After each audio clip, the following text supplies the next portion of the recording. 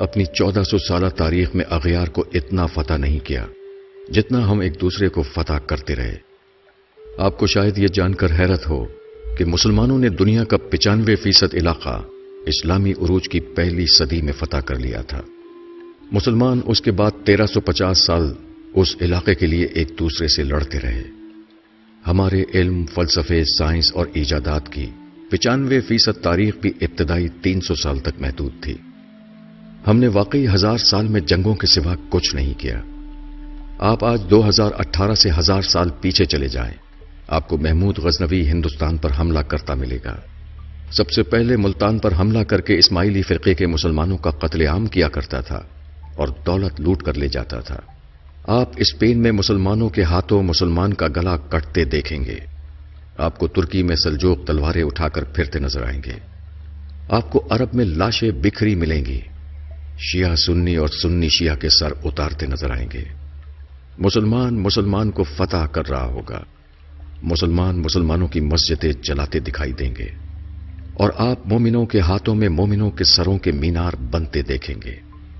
آپ 1018 سے آگے آتے چلے جائیں، آپ کے سارے طبق روشن ہوتے چلے جائیں گے۔ آپ کو مسلمان کو قتل کرتے اور قتال کے درمیان وقفے میں حرام خوری کرتے نظر آئیں گے۔ ہم نے اس کے بعد باقی 1000 سال تک حرام خوری کے سوا کچھ نہیں کیا۔ عالم اسلام 1000 سال سے کنگھی سے لے کر نیل کٹر تک ان لوگوں کا استعمال کر رہا ہے جنہیں ہم دن میں 5 بار بد دعائیں دیتے ہیں۔ آپ کمال دیکھیے، ہم مسجدوں میں یہودیوں کے پنکھے اور اے سی لگا کر، عیسائیوں کی ٹوٹیوں سے وضو کر کے، کافروں کے ساؤنڈ سسٹم پر اذان دے کر اور لا دینوں یعنی چائنا کی جائے نمازوں پر سجدے کر کے ساری دنیا کے لا دینوں کی بربادی کے لیے بد دعائیں کرتے ہیں۔ ہم ادویات بھی یہودیوں کی کھاتے ہیں، بارود بھی کافروں کا استعمال کرتے ہیں اور پوری دنیا میں اسلام کے غلبے کے خواب بھی دیکھتے ہیں۔ آپ کو شاید یہ جان کر حیرت ہوگی کہ ہم خود کو دنیا کی بہادر ترین قوم سمجھتے ہیں، لیکن ہم نے پچھلے 500 برسوں میں کافروں کے خلاف کوئی بڑی جنگ نہیں جیتی۔ ہم 5 صدیوں سے مار اور صرف مار کھا رہے ہیں۔ پہلی جنگ عظیم سے قبل پورا عرب ایک تھا۔ یہ خلافت عثمانیہ کا حصہ ہوتا تھا۔ یورپ نے 1918 میں عرب کو 12 ملکوں میں تقسیم کر دیا اور دنیا کی بہادر ترین قوم دیکھتی کی دیکھتی رہ گئی۔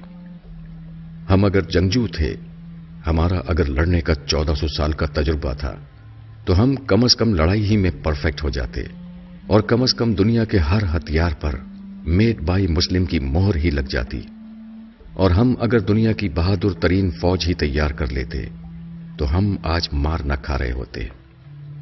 آج کم از کم عراق، لیبیا، مصر، افغانستان اور شام انسانی المیہ نہ بن رہے ہوتے۔ آپ اسلامی دنیا کی بدقسمتی ملاحظہ کیجیے۔ ہم لوگ آج یورپی بندوقوں، ٹینکوں، توپوں، گولوں، گولیوں اور امریکی جنگی جہازوں کے بغیر، ان کی وار ٹیکنالوجیز کی مدد کے بغیر خانہ کعبہ کی حفاظت بھی نہیں کر سکتے۔ ہماری تعلیم کا حال یہ ہے کہ دنیا کی 100 بڑی یونیورسٹیوں کی فہرست میں اسلامی دنیا کی ایک بھی یونیورسٹی نہیں آتی۔ ساری اسلامی دنیا مل کر جتنی ریسرچ پیپر تیار کرتی ہے، وہ امریکہ کے ایک شہر بوسٹن میں ہونے والی ریسرچ کا نصف بنتا ہے۔ پوری اسلامی دنیا کے حکمران علاج کے لیے یورپ اور امریکہ جاتے ہیں۔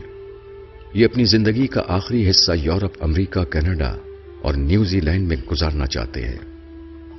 دنیا کی 90% تاریخ اسلامی ملکوں میں ہے، لیکن اسلامی دنیا کے 90% خوشحال لوگ سیاحت کے لیے مغربی ملکوں میں جاتے ہیں۔ ہم نے 500 سال سے دنیا کی کوئی دوا، کوئی ہتھیار، کوئی نیا فلسفہ، کوئی خوراک، کوئی اچھی کتاب، کوئی نیا کھیل اور کوئی اچھا قانون نہیں دیا۔ ہم نے اگر ان 500 برسوں میں کوئی اچھا جوتا ہی بنا لیا ہوتا تو ہمارا فرض کفایہ ادا ہو جاتا۔ ہم 1000 برسوں میں صاف ستھرا استنجا خانہ نہیں بنا سکے۔ ہم نے موزے اور سلیپر اور گرمیوں میں ٹھنڈا اور سردیوں میں گرم لباس تک نہیں بنایا۔ ہم نے اگر قرآن مجید کی اشاعت کے لیے کاغذ پرنٹنگ مشین اور سیاہی ہی بنا لی ہوتی تو ہماری عزت رہ جاتی، مگر یہ بھی ہمارے علماء کی فکری ارتقاء میں بسنے والے کافروں نے ہی بنائی ہے۔ ہم تو خانہ کعبہ کے غلاف کے لیے کپڑا بھی اٹلی سے تیار کراتے ہیں۔ ہم تو حرمین شریفین کے لیے ساؤنڈ سسٹم بھی یہودی کمپنیوں سے خریدتے ہیں۔ ہمارے لیے آب زمزم بھی کافر کمپنیاں نکالتی ہیں. ہماری تسبیحات اور جائے نمازیں بھی چین یعنی ایک لادین ملک سے آتی ہیں، اور ہمارے احرام اور کفن بھی جرمن مشینوں پر تیار ہوتے ہیں. ہم مانیں یا نہ مانیں، لیکن یہ حقیقت ہے کہ دنیا کے 1.5 ارب مسلمان صارف سے زیادہ اہمیت نہیں رکھتے. یورپ زندگی کی نعمتیں ایجاد کرتا ہے، بناتا ہے، اسلامی دنیا تک پہنچاتا ہے، اور ہم استعمال کرتے ہیں، اور اس کے بعد بنانے والوں اور ایجاد کرنے والوں کو آنکھیں نکالتے ہیں اور ان پر لاکھوں مرتبہ لعنت و ملامت بھیج کر سر فخر سے بلند کرتے ہیں. آپ یقین کیجئے جس سال آسٹریلیا اور نیوزی لینڈ نے سعودی عرب کو بھیڑیں دینے سے انکار کر دیا، اس سال مسلمان حج پر قربانی نہیں کر سکیں گے. اور جس دن یورپ اور امریکہ نے اسلامی دنیا کو گاڑیاں، جہاز اور کمپیوٹر بیچنا بند کر دیے، ہم اس دن گھروں میں محبوس ہو کر رہ جائیں گے. ہم شہر میں نہیں نکل سکیں گے. یہ ہم ہیں اور یہ ہماری اوقات. لیکن آپ کسی دن اپنے دعوے سن لیں. آپ ان نوجوانوں کے نعرے سن لیں جو میٹرک کا امتحان پاس نہیں کر سکے، جنہیں پیج تک لگانا نہیں آتا، مگر جس دن ان کے بوڑھے والد کی دہاڑی نہ لگے اس دن ان کے گھر چولہا نہیں جلتا. آپ ان کے نعرے، ان کے دعوے سن لیجئے. یہ لوگ پوری دنیا میں اسلام کا جھنڈا لہرانا چاہتے ہیں. یہ اغیار کو نیست و نابود کرنا چاہتے ہیں. آپ اپنے علماء کرام کی تقریریں بھی سن لیجئے. یہ اپنے مائک کی تار ٹھیک نہیں کر سکتے. یہ اللہ اور اللہ کے رسول صلی اللہ علیہ وسلم کا نام اپنے مریدوں تک مارک زکربرگ کی فیس بک کے ذریعے پہنچاتے ہیں. یہ لوگوں کو تھوکنے کی تمیز تک نہیں سکھا سکے. یہ آج تک ابن تیمیہ، ابن کثیر، امام غزالی اور مولانا روم سے آگے نہیں بڑھ سکے. پورے عالم اسلام میں ایک بھی ایسا شخص نہیں جو ابن عربی کو سمجھنے کا دعویٰ کر سکے.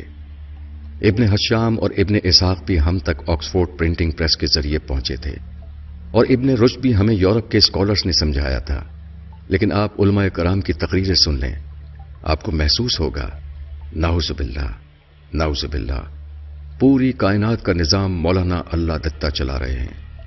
یہ جس دن حکم دیں گے اس دن سورج طلوع نہیں ہوگا، اور یہ جس دن فرما دیں گے اس دن زمین پر اناج نہیں اگے گا. ہم نے آخر آج تک کیا کیا ہے؟ ہم کس برتری پہ خود کو دنیا کی عظیم ترین قوم سمجھتے ہیں، جو آج تک ہر جمعے کے خطبے میں گلا پھاڑ پھاڑ کر نظام مصطفیٰ صلی اللہ علیہ وسلم پر فخر کرنے کے باوجود اسے مسلمانوں کے کسی بھی ملک میں نافذ نہیں کر سکے. مجھے آج تک اس سوال کا جواب نہیں مل سکا.